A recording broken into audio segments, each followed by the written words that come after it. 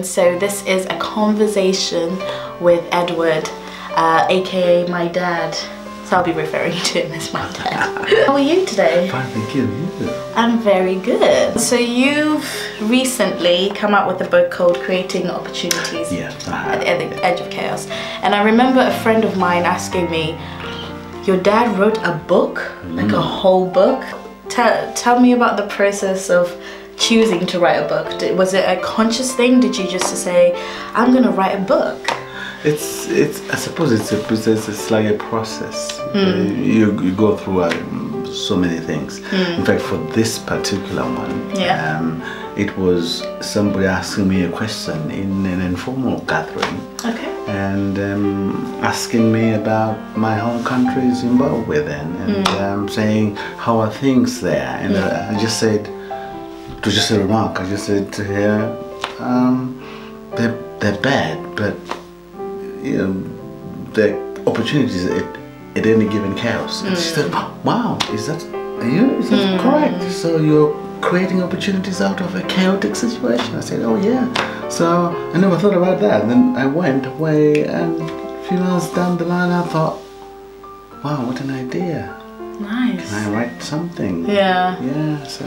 Which brings the title, Creating Opportunities at the Edge of Chaos. That's a very powerful statement for people in different situations. It is really. And I think when you look at it, it's our lives really are almost like every day we go through difficult challenges, and instead of looking at those as just challenges, as problems, as difficulties, I think you go there with a positive attitude. What can I create out of this situation? And I found that really, really, really encouraging to think we're looking at this world as if it's doom and gloom. Yeah. But there are windows of opportunity out there. And the book tries to do that, really. I've read the book. Loved the book. Thank you. It may be a biased view. What it meant for me, because the chapters are not so long, it was kind of like a daily thing where I would read something and then it would motivate me for the day. Did you do that purposely? Did you know that the book would be like quick little wisdoms with each chapter, or were you writing just as you go, as you experience life itself? I think really, to be quite honest, I was writing as I was going along, but what I've noticed is that life it can be a series of nuggets, you know. Nuggets, like that. Potential things come out, just pop up, and then you reflect on those things, and then you help them internalize those things, and then they help you shape your life, really. That's how it really went. That's good. That's good. One of my favorite chapters is right early on, where it says, lead where your heart is. And I'm just going to read a little bit about it and then we'll talk. It says, Jesus said, for where your treasure is, there your heart will be also. Matthew 6 verse 28. Your gift or talent is your investment. Utilize it. It will help you create opportunities. It is still hard work. You will exercise discipline, but you will lead better and act better when you do what you love doing. Now, I've started a YouTube channel, and that's something that I've always loved, the entertainment and media side of things, but I didn't do it because of all the things that other people said about it and how hard it is to get in the industry. But then there are things like YouTube that are free, and I really feel like I'm living like my passion. I'm loving what I'm doing. What are some of the obstacles that you think stops people from really doing what they love to do in this day and age? I think, you know, some of what I've written there is in the context of the diaspora, you know, people living in Africa or Asia, whatever it is, and going to new places. And they may leave those places as engineers or teachers or whatever, but when they get their new country, they can't find the jobs, and therefore they end up doing things that they never intended doing, and therefore there is nothing called job satisfaction anymore, and there's nothing that really demonstrates their passion for what they really want. And I think that becomes a very, very difficult problem, really. And if you can do what you have always wanted to do, it makes a difference. And I think reading a book recently, and I think it's also part of what I've written. It's called Capitalization on Learning, where you actually concentrate on things that you love doing. And if everyone can do that, the better. But sometimes economically, because of the situation, it's not possible at all. But one can still do it in their own private time, and live their passion. No, that was going to be my next one. I think I read a quote that Oprah said. It says, "Do what you have to do, and then you'll do what you want to do." So, is living what you're called to do or your purpose? Does that necessarily? From what you're saying, it doesn't necessarily have to be your main source of income. It could be something that you do on the side. That says it. You do it on the side, but you'll find that you get more kicks out of it. More fulfillment than you would any job you're actually doing because you have to do it because there's no other alternative. And I think the whole passion really, especially for writing that book, was. When you look at Jesus, he did what he was called upon to do, and within 3 years he had done the job.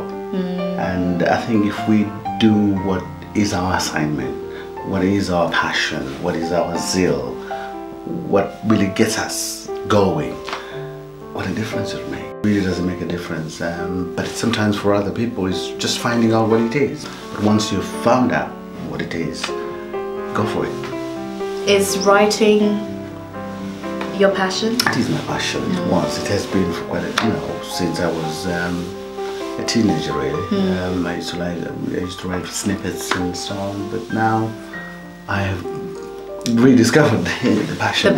And hopefully it will make sense when people read the books. Now this is not only your only book. You can get this from Amazon, from bookstores, and you can also get like an ebook, can't you? Yes. I'll put all the links below.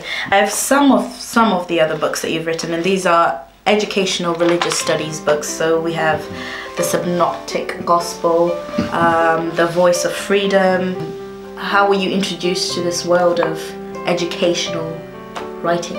I'm a teacher by profession, and obviously I used to be involved in what they call curriculum development, which is development of school syllabuses and stuff. And as we develop those materials, there's a niche in the market for educational books for kids, and that's when I actually started writing these books, but writing them in a way that would help them to apply whatever they learn into their day-to-day situation. That's the difference between the books that I wrote and the traditional books that I did before. Okay. Your background growing up, how did you get into actually saying, oh, I like writing? Was it more poetic, the kind of writing that you did as a child, or was it literally just a story that you would write down? It's very interesting because I remember my first pamphlet that I wrote. The whole idea was to target teenagers. Oh. And actually the title was "Life Seems So Dull." And it does seem dull when you're a teenager. And I did type a few copies, and I remember going on a bus, and because I wanted to distribute those copies, I just put them outside the window, and so that somebody would actually pick them up. Oh, that's clever. And even when I was in secondary school, really, as a teenager, I used to write bits and pieces. And I remember one of my first teachers in secondary school, we were given an essay to write. The title was "The Day It Rained So Hard" or something like that. I can't remember the actual title. And he came to my desk and looked at my essay and thought, wow, this is really, really good, And I was very, very encouraged. So I used to write letters and I used to write little poems, and slowly, obviously, that desire to write developed. And now you can write whole books. Yeah. and I remember one time I I had a set of poems in there written, Forbidden Poems by Edward Mutema. And I don't know what happened. What was in there? I don't, well, Forbidden poems. I don't know what happened. They just disappeared. They just disappeared. Probably because they were forbidden. Yeah, exactly. So who knows? That's what I'm thinking. Okay, well, what's the future now? I mean, Creating Opportunities did really well. People can still buy it if you haven't read it. Highly recommend. So what's the future? Are you writing another book now? Oh yeah, in a few weeks' time, or a month or so, there's another one coming. And, okay. It must be an interesting reading as well. And the title is God is in the business of picking up the pieces. God is in the business of picking up the pieces. Yeah.